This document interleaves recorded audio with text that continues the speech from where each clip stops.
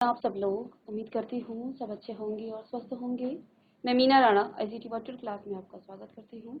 Students, हम पढ़ रहे हैं क्लास 8 की हिंदी व्याकरण में एक टॉपिक हम लेके आए हैं, क्रिया एवं क्रिया की भेद।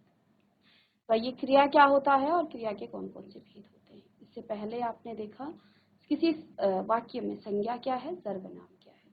अब देखिए किसी भी वाक्य में, किसी भी पद में कार्य के होने या कार्य की स्थिति का जो बोध बताता है जो शब्द, यानी कि कार्य होने या करने का जो बोध करता है जो शब्द, उसे ही हम क्या कहते हैं, क्रिया कहते हैं। क्रिया यानी कि जिससे आपको ये पता चले कि कोई काम हो रहा है, क्रिया अर्थात काम होना। ठीक है, तो यहाँ पर एक परिभाषा आपके सामने दी गई है कि जिन शब्दों या पदों से किसी कार्य के होने या करने या कार्य की स्थिति का बोध होता है वही आपका क्रिया है। इसकी परिभाषा लिखिएगा, एक उदाहरण से इसे हम समझेंगे। क्रिया क्या है और क्रिया के कौन कौन से भेद हैं। चलिए हेडिंग डालिएगा आप सभी, क्रिया।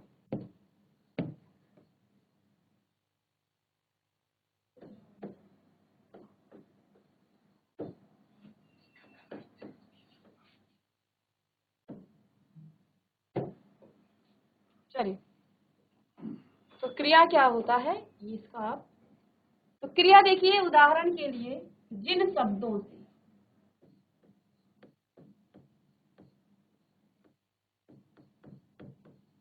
शब्दों से कार्य के होने या करने का बोध होता है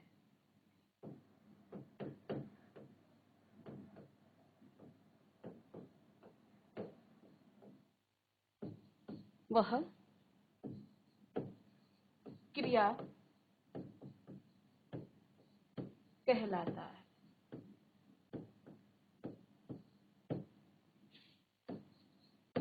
जिन शब्दों से क्रिया के, कार्य के होने का या करने का बोध होता है वह क्रिया कहलाता है। ठीक है, परिभाषा लिखिएगा। जैसे हमने कहा उदाहरण के लिए,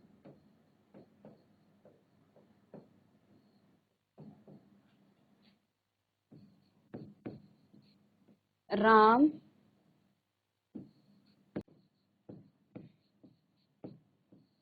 रेखा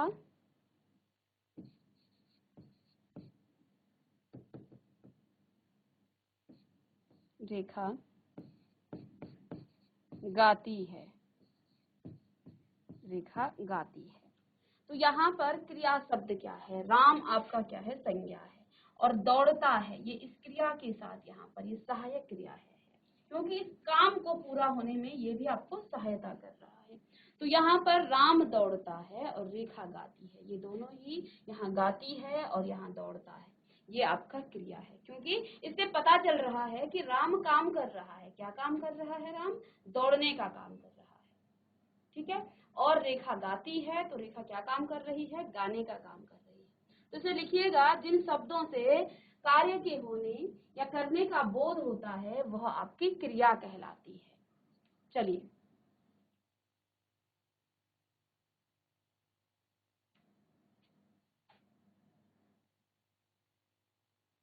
जिन शब्दों से कार्य के होने या करने का बोध हो वही आपका क्रिया कहलाता है। ठीक है, तो यही हमने यहाँ पर भी आपको परिभाषा लिखाई थी कि जिन शब्दों से आपके कार्य के होने, जिन शब्दों या पदों से किसी कार्य के होने, करने या कार्य की स्थिति का बोध होता है उसे ही आप क्या कहते हैं? क्रिया कहते हैं। चलिए, जैसे यहाँ उदाहरण के लिए देखिएगा, गाड़ी जा रही है, तो यहाँ क्रिया का होना हो रहा है कि क्रिया हो रही है। ठीक है, दूसरा उदाहरण है, बच्चे पढ़ाई कर रहे हैं, तो क्रिया का करना, ये करना हो रहा है, और यह छात्र है, तो ये आपका स्थिति है। तो ये सभी आपके क्रिया है। तो लिखिएगा उदाहरण, गाड़ी जा रही है, ये क्रिया का होना, इसमें क्रिया हो रही है।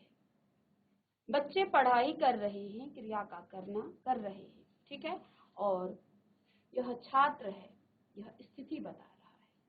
ठीक है, क्रिया के यहाँ पर देखिए, कर्म के आधार पर क्रिया के दो भेद हैं। कर्म के आधार पर क्रिया के दो भेद हैं। अब आपने इससे पहले कर्म क्या होता है ये आप यहाँ पर सीखेंगे पहले, और जब आप कर्म को जानेंगे तो फिर आपको क्रिया के दो भेद बताए जाएंगे। सबसे पहले यहाँ पर एक कर्म की बात हुई है। क्रिया को जानने से पहले, क्रिया के भेद जानने से पहले आपको कर्म जानना पड़ेगा, क्योंकि हमें कर्म के आधार पर यहाँ पर क्या कर रहे हैं, क्रिया के दो भेद कर रहे हैं। ठीक है, तो देखिए कर्म क्या होता है, आपने कारक में पढ़ा कर्ता, कर्ता कारक, फिर आपका कर्म कारक, उसके बाद आपका करण हुआ। ठीक है, इस तरह से। तो यहाँ पर कर्म कारक क्या होता है, कर्म कारक एक उदाहरण से, कर्ता और कर्म क्या है, चलिए मैंने कहा एक उदाहरण में राम हंसता है।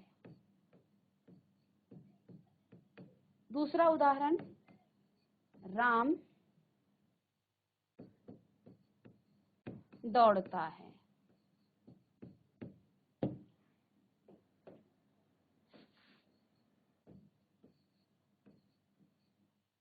सीता, चलिए एक ही उदाहरण से ले लेंगे हम, राम को ही ले लेते हैं। यहाँ भी राम फल खाता है।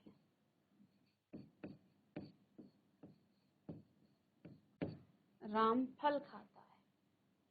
अब यहाँ पर आप देखिए, राम हंसता है, राम हंसता है, ये पूरी आपकी क्रिया है, ये आपकी क्रिया है, हंसता है। दौड़ता है, ये भी आपकी क्या है, क्रिया ही है। ये क्रिया है आपकी, दौड़ता और हंसता।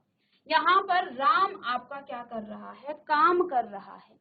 किसी भी वाक्य में जो काम करने वाला होता है उसे हम कर्ता कहते हैं। काम करने वाला आपका क्या कहलाता है, काम या क्रिया।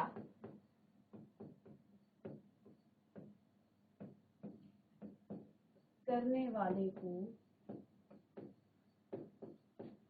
कर्ता कहा जाता है, कर्ता कहा जाता है।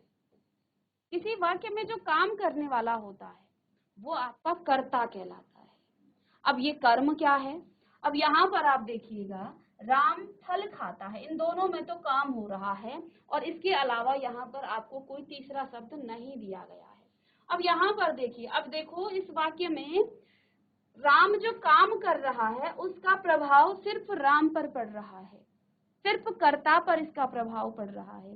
राम ने जो काम किया वो उसका प्रभाव सिर्फ और सिर्फ राम पर पड़ा, क्योंकि राम हंस रहा है, राम दौड़ रहा है, इन दोनों कामों का प्रभाव सिर्फ राम पर पड़ेगा। ठीक है, अब तीसरे वाक्य में आप देखिए, राम फल खाता है, यहाँ पर आपकी क्रिया क्या है, खाता है। ठीक है, अब यहाँ पर भी राम ने क्रिया किया, क्या किया, खाने का काम किया।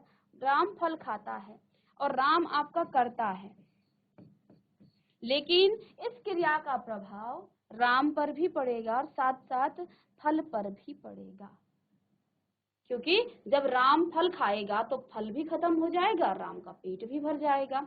तो दो चीजें हैं यहाँ पर। तो क्रिया का प्रभाव कर्ता के अलावा जब किसी अन्य पर पड़ता है वो आपका कर्म कहलाता है।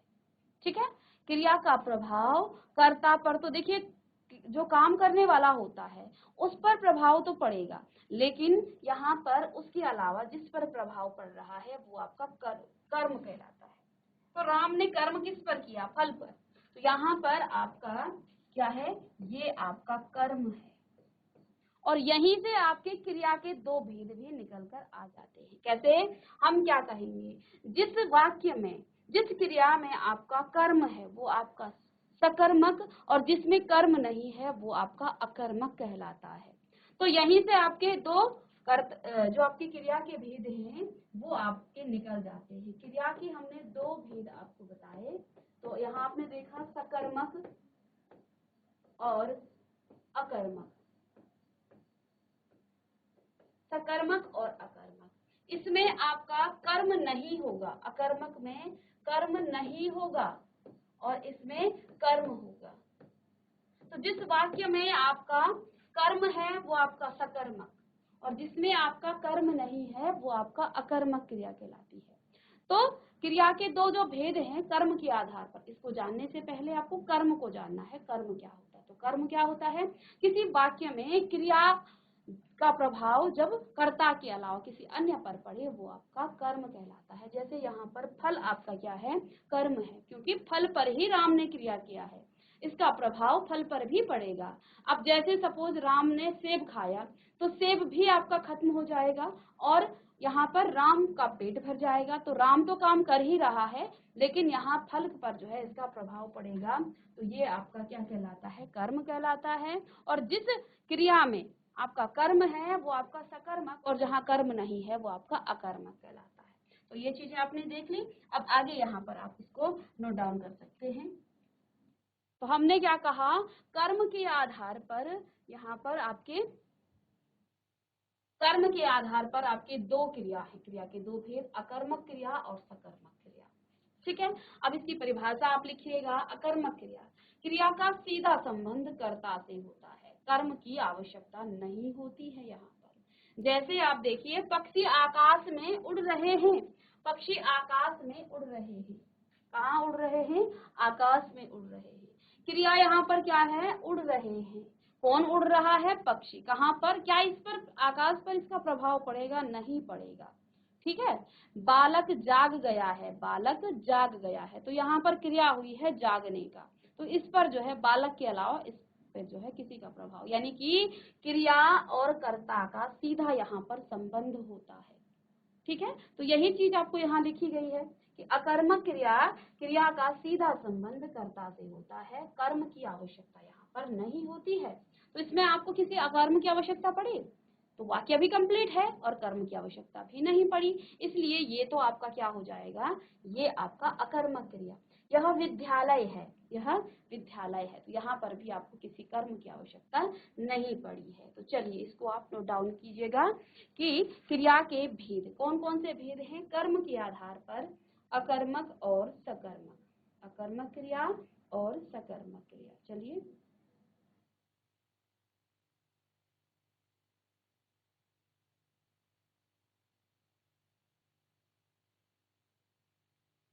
अकर्मक क्रिया क्या होती है, क्रिया का सीधा संबंध जब कर्ता से होता है, कर्म की यहाँ आवश्यकता नहीं होती है, वो आपका अकर्मक क्रिया कहलाती है।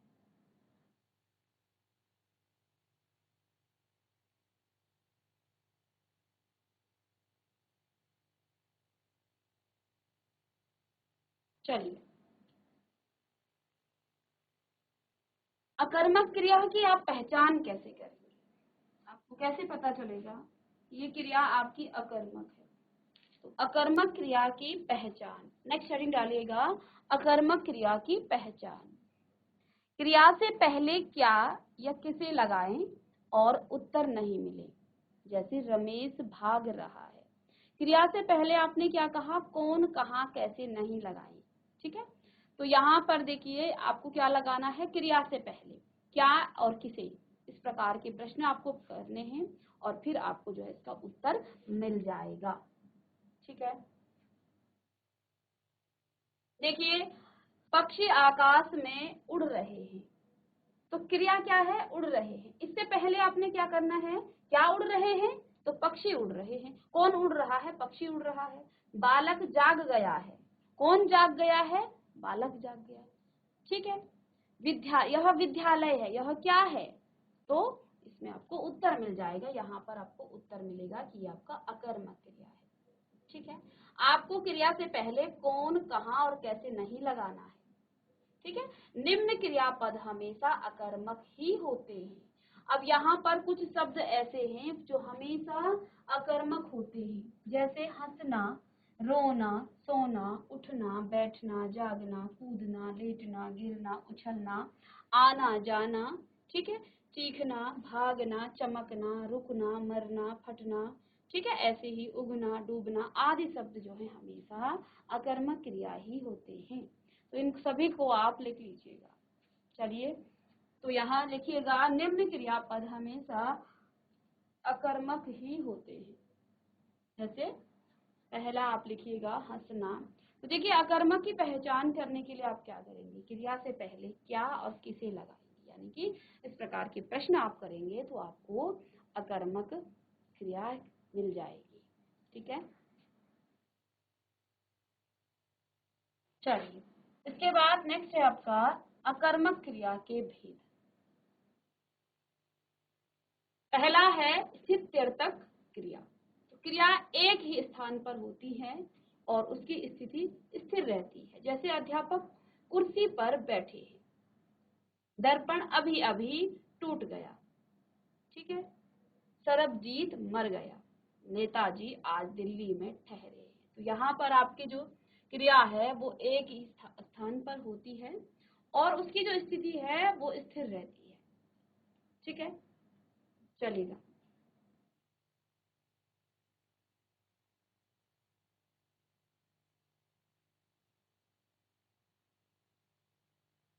तो यहाँ पर आपके पास जो है, जो आपकी क्रिया है वो एक ही स्थान पर रहती है और उसकी जो स्थिति है वो भी स्थिर रहती है। और दूसरा यहाँ पर गत्यर्थक अकर्मक क्रिया, जिसमें आपकी जो कर्ता है वो गतिमान रहता है और क्रिया भी। ठीक है, जैसे गणेश मैदान में दौड़ रहा है, तो यहाँ पर आपका जो कर्ता है वो गतिमान है, वो चल रहा है।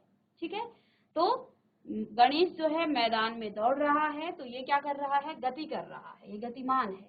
बंदर कूद रहे हैं, तो ये भी गतिमान है। गाड़ी चल रही है, गतिमान है। ऐसे ही पानी तेज बह रहा है, ये भी गतिमान। साथ में बच्चे कूद रहे हैं, तो ये भी आपका क्या है, गतिमान। ठीक है, यहाँ पर कर्ता आपका क्या है, गतिमान है, वो चल रहा है लगातार। ठीक है,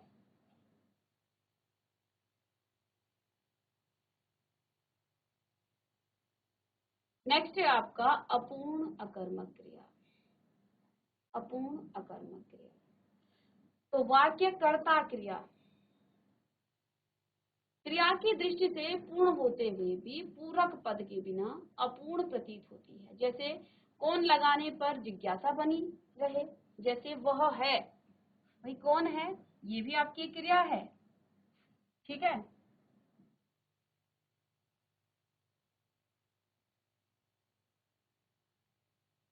ठीक है, वह है, मीठा है। अब कौन है, देखो ये क्रिया तो आपकी हो गई है, मीठ वह है, लेकिन यहाँ पर आपके अंदर जो है एक जिज्ञासा आप जो है आपके मन के अंदर बनी रहेगी। काम तो इसमें भी है कि वह है, मीठा है, अब धनी हो गया है, लेकिन देखो यहाँ पर आपके अंदर जो है कौन लगाने पर जिज्ञासा बनी रहे, यानी कि कौन है भाई वह। ठीक है, तो वह क्या है, छात्र है, मीठा है, फल मीठा है, अब धनी हो गया है, तो वह अब धनी हो गया है। तो इस प्रकार की जो है ये क्रिया तो है, लेकिन इसमें जो है आपको अपूर्ण जो है इसमें दिखेगी, आपकी जिज्ञासा बनी रहेगी कि कौन है भाई वो, मीठा है पर है कौन, अब धनी कौन हो गया है। तो इस प्रकार की क्रिया भी के पास आ जाती है। और नेक्स्ट है आपका सकर्मक क्रिया, तो जिसमें कर्म आवश्यक होता है, इसमें कर्म की जरूरत पड़ती है, वो आपकी सकर्मक क्रिया कहलाती है। और क्रिया का प्रभाव कर्म पर पड़ता है, कर्म के कारण वाक्य में क्रिया का अर्थ पूर्ण स्पष्ट होता है। अगर यहाँ पर कर्म ना हो तो आपको इस वाक्य में इसका अर्थ जो है स्पष्ट समझ में नहीं आएगा। जैसे सनी ने रामायण पढ़ी, तो सनी ने क्या पढ़ी, रामायण पढ़ी। ठीक है, इसकी पहचान क्या किसे लगाते हैं, क्रिया से पहले। तो देखिए सनी ने रामायण पढ़ी। ठीक है, सिपाही देश की रक्षा करते हैं, तो किसकी रक्षा करते हैं, देश की रक्षा करते हैं। अध्यापक छात्रों को पढ़ा रहे हैं, इसमें आधा था होगा, इसको ठीक कर लें। तो अध्यापक छात्रों को पढ़ा रहे हैं, तो ये भी आपका क्या है, सकर्मक है। किसको पढ़ा रहे हैं, छात्रों को, तो छात्र यहाँ आपके कर्म हो जाएंगे।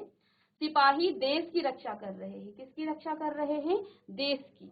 तो यहाँ पर देखिए सनी ने क्या पढ़ी, रामायण, तो क्रिया का प्रभाव रामायण पर पड़ा, यानी कि रामायण आपका कर्म है। तो यहाँ पर आपको कर्म की आवश्यकता पड़ती है, वो आपका सकर्मक क्रिया। और जहाँ आपको कर्म की आवश्यकता नहीं पड़ती है, वो आपका अकर्मक क्रिया कहलाती है। इस क्रिया पद की पहचान आप कैसे करेंगे, आप पद से पहले या शब्द से पहले क्या और किसे शब्द लगा करके प्रश्न कर सकते हैं, तो आपको सकर्मक क्रिया मिल जाएगी।